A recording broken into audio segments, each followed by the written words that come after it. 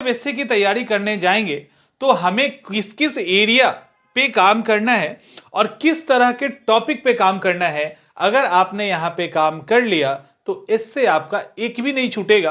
पहले से आपकी चीजें तैयार रहेंगी, वहां क्वेश्चन आएगा, फॉर्मेटिंग तैयार है, उसी फॉर्मेटिंग पे उसको चिपका देना है। ऑलमोस्ट आपके इंट्रोडक्शन भी तैयार होगा कि किस तरह के एस्से पे किस तरह का इंट्रोडक्शन लिखना है, उसके अंदर फैक्ट्स बदल जाएंगे, दैट्स इट, इतना ही होगा। और कुछ और चीजें की भी बात करेंगे कि अगर आप एस्से को तैयार कर रहे हैं तो पहले से किन किन चीजों को आप नोट डाउन कर लें, जिसके कारण एग्जामिनेशन हॉल में कम से कम समय में बेहतर एस्से आप लिख सकते हैं। ये सारी चीजें हम लोग इस पर्टिकुलर क्लास में डिस्कस करने वाले हैं। तो यहां बात करते हैं कि किस किस एरिया से किस किस फॉर्मेट का एस्से आपको तैयार करना होगा। अगर हम फॉर्मेट की बात करें तो आपका एस्से वर्णनात्मक, विवेचनात्मक, साहित्यिक, कल्पनात्मक, साहित्यिक 2 बार हो गया, कल्पनात्मक, वैज्ञानिक, आत्मकथा, प्रेरणात्मक, तुलनात्मक, समस्या से रिलेटेड या अन्य प्रकार के हो सकते हैं।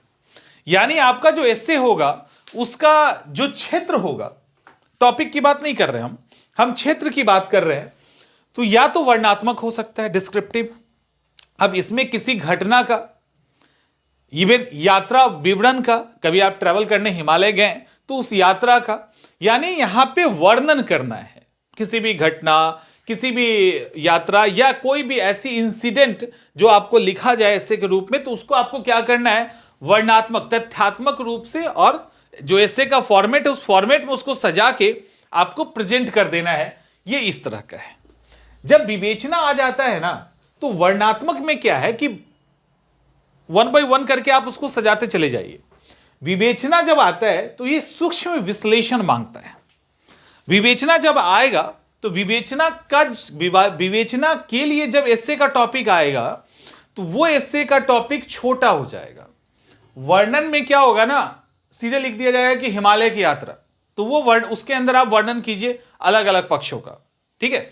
अब विवेचना वाला जब एस्से आएगा तो वो इस तरह का नहीं होगा, वो ये आएगा कि यात्रा के दौरान कि मतलब कुछ आर्ट एंड कल्चर पे रिलेटेड, जैसे वहां की संस्कृति।